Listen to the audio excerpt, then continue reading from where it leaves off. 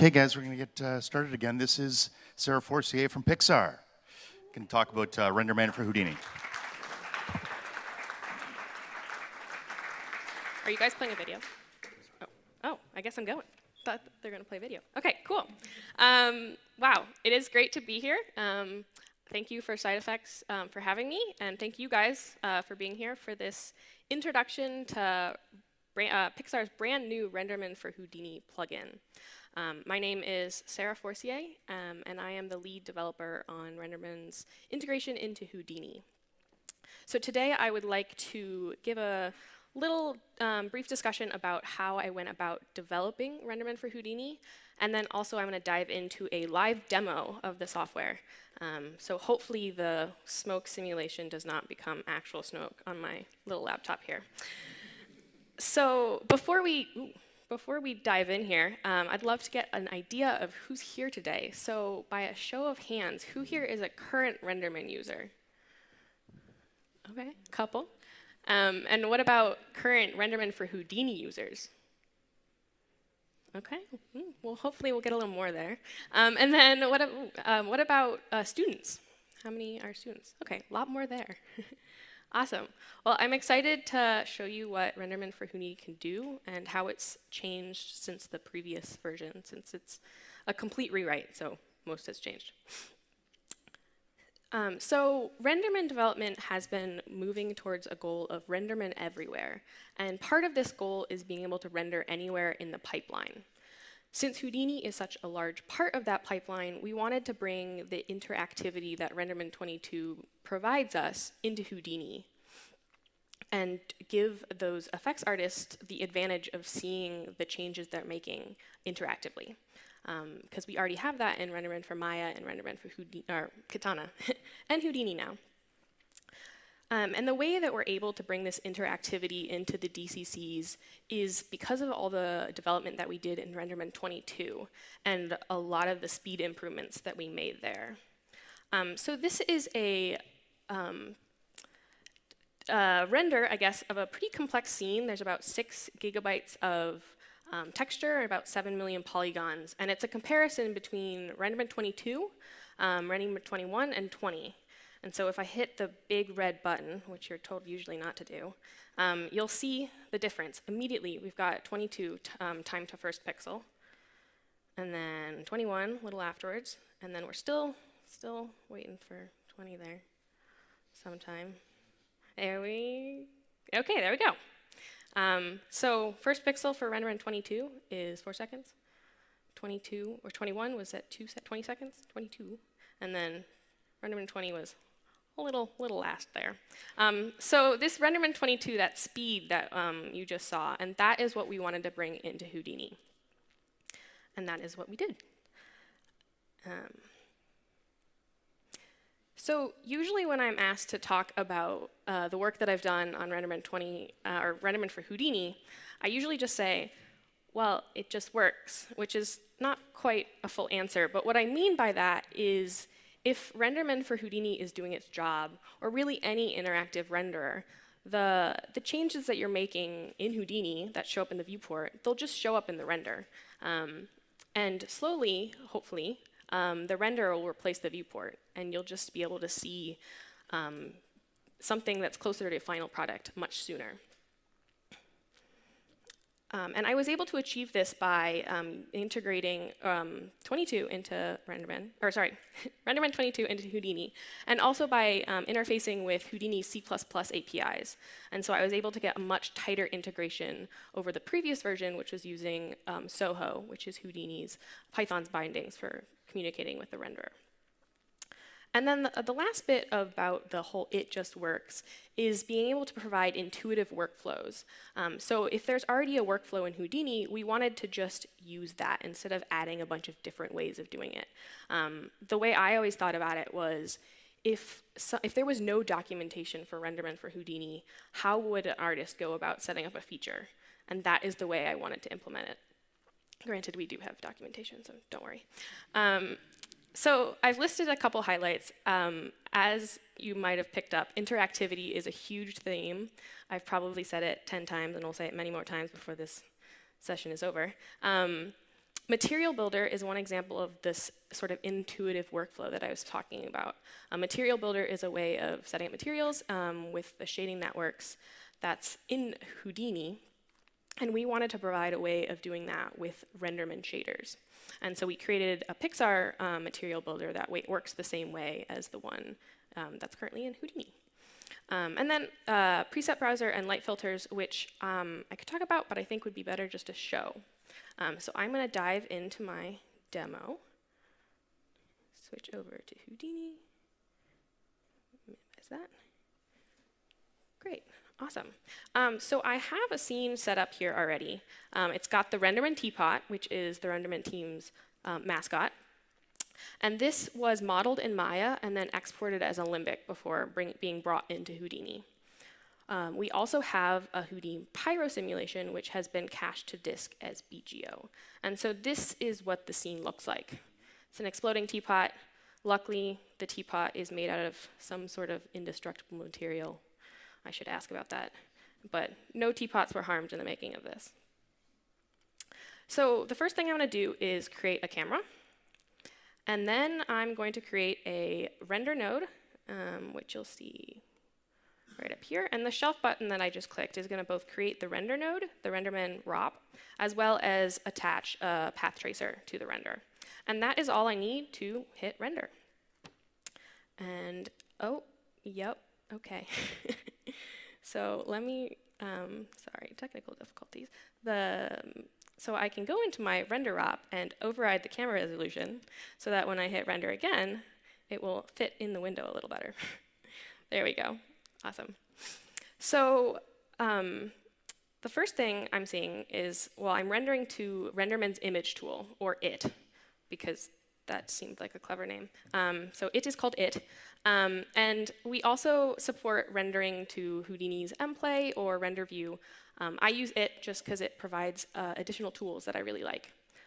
And one of those is the object selection tool. So what I can do is I can select the object in the render, and it gets selected in Houdini. So I can click around, click my teapot, the lid, the feet.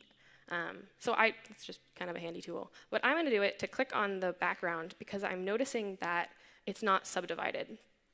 So once it's selected, I can use the RenderMan menu to subdivide. And voila, subdivided.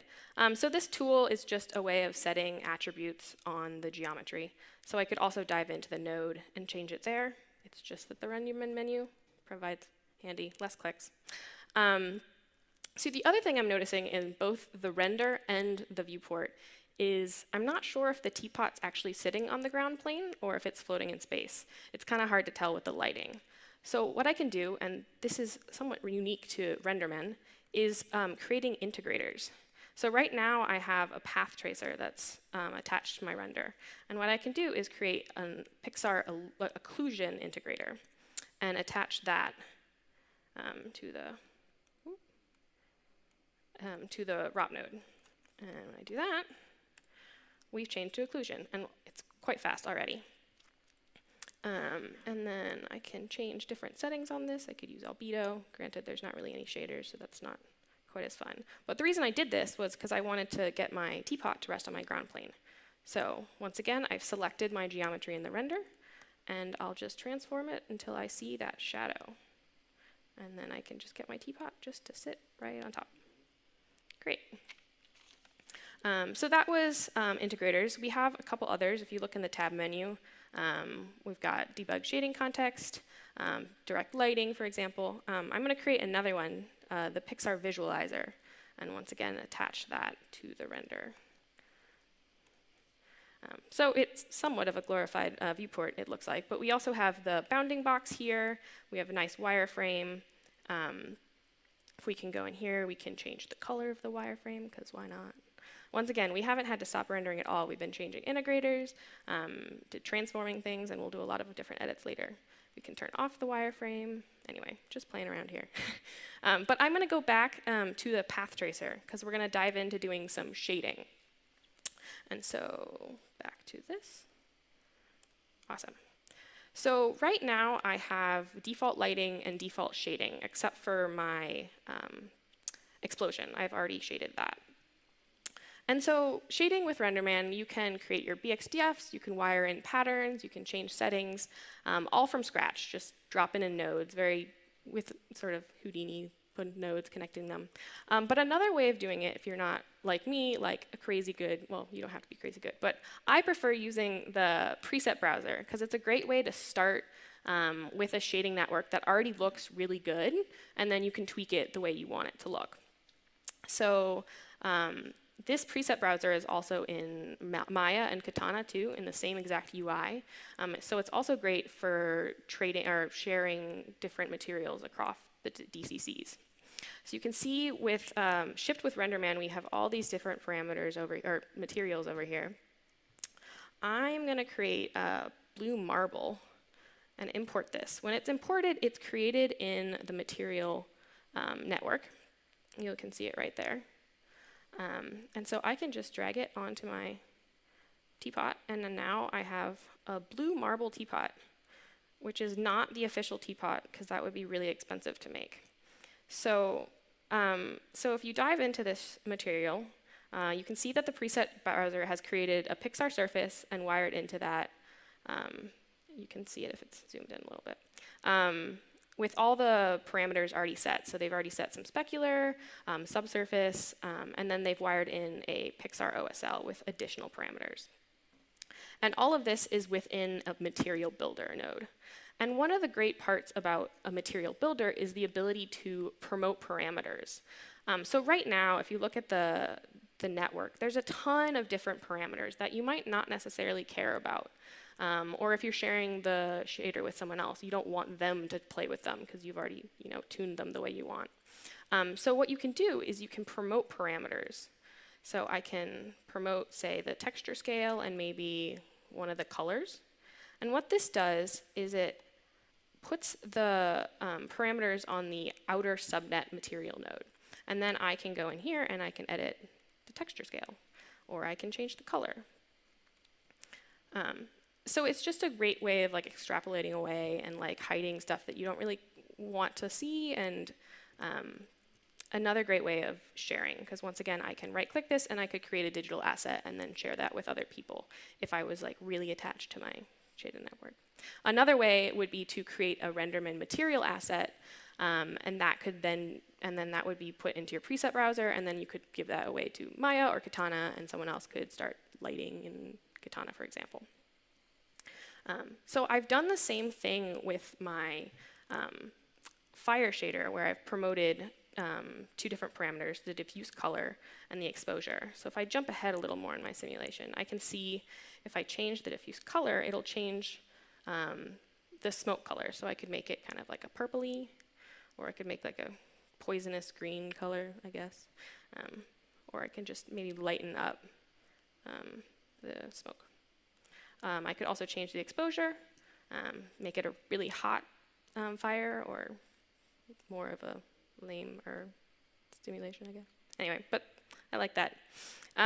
So that was kind of an introduction, I guess, to shading, although I haven't actually shown you the official teapot material. So this material, like the teapot itself, was made in Maya and exported once again through the material or the preset browser. So I'm going to import this and just apply it to the shader. And that is our official teapot for last year, I guess, or this year too. And voila. So I didn't have to do any work of setting up the textures or toggling any parameters. That's already been done by someone else in Maya and then exported to me. And so that I immediately get this great looking teapot. Cool, yeah, so that is shading. So you can start from scratch, you can put all your BXDFs down, or you can use the preset browser. Both of them work. So I'm gonna transition over to lighting, but before I do that, I also want to mention with the preset browser, you can create light rigs. And there are some that are shipped also with RenderMan. And so if you have a really cool lighting setup and you want to share that, you can do that as well. And it'll save where the lights are, what colors they are, and all the parameters as well. So right now, I'm lighting it with the default auto headlight, which is just a distant light. And so I'm going to first drop down an environment daylight just to get a little more realistic of a look, which immediately makes my teapot super dark because of where the sun is. And then I'm going to back up a little because I don't like my ground plane. So I'm going to create another material. Oh. There we go. I'm going to create like a wood floor. It'll just look a little better. Okay, same thing as before. We create it in the material network and then just drag it onto the floor. Great, I like that a lot better. So back to my object network. So I created this environment daylight, but my teapot's still pretty dark. So I'm going to create another light. I'm going to zoom in kind of right in front of the teapot and create a rect light, which I have in my shelf. And then I've just dropped it right in front of the teapot. And so it's not quite bright enough because it's not right in front of the teapot. So I'm going to scale it up till I get a nice highlight on my RenderMan logo. And turn up the exposure. Great. So now you can see it a lot better. And so this is kind of, interactive lighting, moving your lights around, putting them seen. I could add sphere lights, cylinder lights. We have volume lights, which are essentially mesh lights, but for volumes. Another great another great feature of RenderMan lights is light filters. So I'm going to demonstrate that really quickly. So I can create another light. We're going to create a disc light right on top of the teapot. The same way I made my rec light. And I'm looking to make it I'll make it a little bigger just so we can see the brightness of the lid. Once again, turn up the exposure. There we go, super bright, awesome. And so I'm going to create a barn light filter and parent it to the disc light, just so that they're at the same spot location. And then all I have to do is attach the barn light filter shader to the light. And I can just drag that on there into the shaders. Great. And then, so they're attached, but I have to, if I change all the settings, it'll be like a lot clearer. So if we change to analytic, you can see the outline there of the barn light filter. And so what I'm trying to go for is kind of like a spotlight effect. So I can change my width, make it more circular, and then have a little edge. So yeah, that's a spotlight. But one thing I noticed when I was making that was it was making the smoke from my fire simulation super hot. And so one of the things I can do is light linking, essentially, which is telling the renderer which lights I want to illuminate which objects. So if I wanted the disk light not to illuminate that smoke, I could go into that geometry, which is my pyro import. And in the render tab, there's all these masks, which are Houdini parameters. And they're essentially saying, at least for the light mask, these are all the lights that will illuminate this object. And right now, it's everything. But I can say everything except for the Pixar disk light. And you can see, all of a sudden, I don't have that contribution in my smoke. I could do the same thing for the ground plane with the same light as well, to like a super more obvious effect, because all of a sudden, the spotlight will go away. But I did a lot of work for that spotlight, so I'm going to put it back. Instead, maybe hide the rec light, which got rid of that influence of that, so the spotlight is even more clear. So that was lighting, I guess, and shading. There's a lot more that I could show, such as editing geometry, editing volumes, all those sort of things. But I have one more thing that I want to show that is new to both RenderMan for Houdini and also RenderMan as of 22.5, and that is interactive displacement. So I have another geometry in the scene, which is our RenderMan logo, not the mascot. So I'm going to hide the other ones just because they're slightly distracting. And also the disk light, I'm going to disable that. And so this is the RenderMan logo. It is just the name. And turn up the exposure. Great. So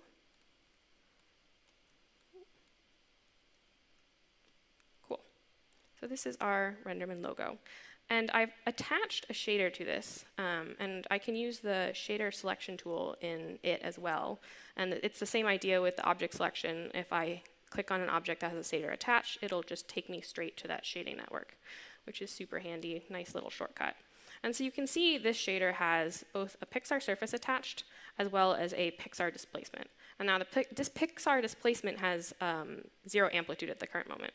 And I'll turn that on in a second, but it's a lot easier to see if there's a little bit of a specular lobe there. So there we go. It's a little specular now. Actually, that's a lot specular. But and then if I turn up my displacement, say like 0.25, you can see all of a sudden we have that displacement. Now it's kind of chunkier. And let me zoom in so you can see that really well. So this is interactive displacement. So once again, it kind of just works. You can also change the frequency to make it bumpier. So yeah, that is interactive displacement.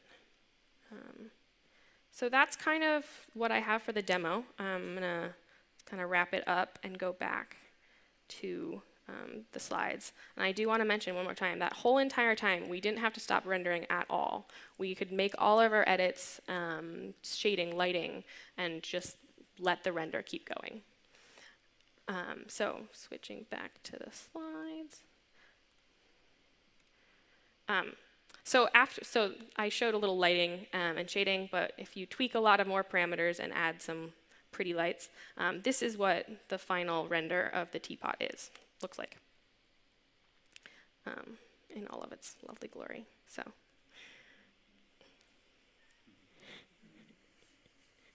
Okay, cool. So I don't have time, obviously, to show everything that both Houdini and RenderMan can do together, but we do support a lot of other features like velocity motion blur. I mentioned volume lights as well. We support the Houdini geometry such as prac primitives, OpenVDB, Houdini volumes. Our texture manager will just automatically convert your textures, and so on and so forth. So a lot of good stuff in there. So yeah, so we're actually releasing, we're launching, oh, that's sad. Well, anyway, you can read one of them. We're releasing next week our RenderMan 22.5, which will come with RenderMan for Houdini. And if you already have a RenderMan license, you can just go download RenderMan for Houdini, and I really hope you do. And so yeah, that is RenderMan for Houdini. Thank you for listening.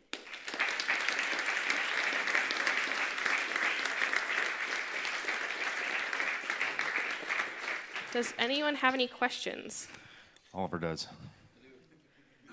Thank you for the presentation. It's incredible, like the stability and all the stuff you can do. It looked like a good option for us, I guess. So, Awesome. But I got a few questions. So first of all, I saw you doing the light masks using like the standard Houdini workflow. Yeah. But then I saw you setting like subdiv on the RenderMan tab. Why didn't you use the Houdini subdiv thingy? Why don't you just support that? RenderMan, or sorry, no, the Houdini parameter? In the render, yeah. Yeah, so that parameter is actually like very specific for mantra, and so we wanted to make sure we had a RenderMan specific one. So it's, the parameter itself is like mantra okay, cool. graphics, I guess, so that's why. So then the second question, do we have, in the shader builder, you just support your Pixar nodes, right? Yes. All the Houdini nodes are gone. Yeah. Right? Okay, cool. But it's OSL, so we can do pretty much everything, right? Yeah. Cool. So, and the next thing, last question, is I saw support for everything, like pack geometry, everything. What don't you support? Is there anything you don't support? We don't support material style sheets, although... We don't. Okay, no, I'm not saying anything, but we don't need it. Okay, okay. Wait, hold on, you get a little prize for asking all your questions.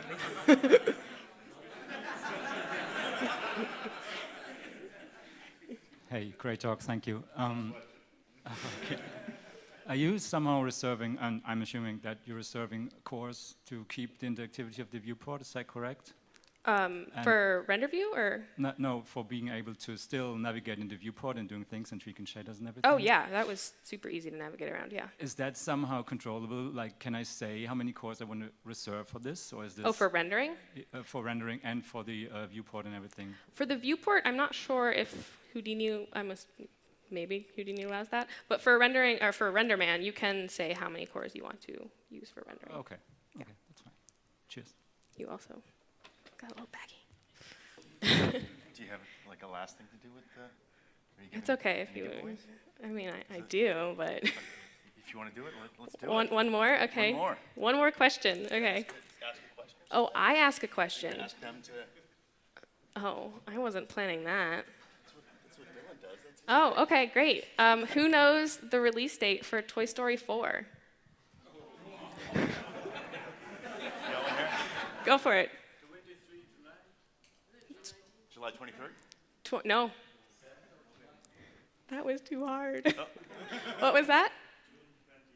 Yes. June 21st. That's for you. Great. You're the big and you winner. get the Toy Story 3 because the Toy Story 4 book is not out yet. So, yeah, you can come up afterwards. Thank you, Sarah. Yep.